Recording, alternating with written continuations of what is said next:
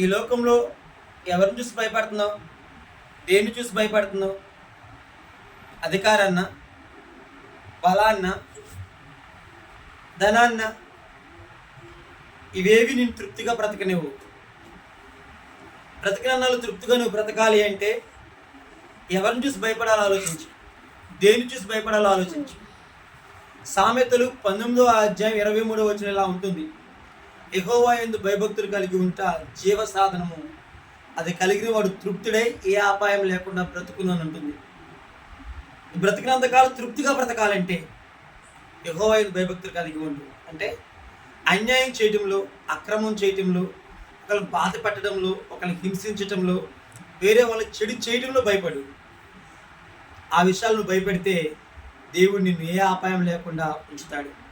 యెహోవా యందు భయభక్తులు కలిగి ఉండటం అంటే ఆయన చెప్పిన మాటకు చెప్పినట్టుగా పాటించటమే.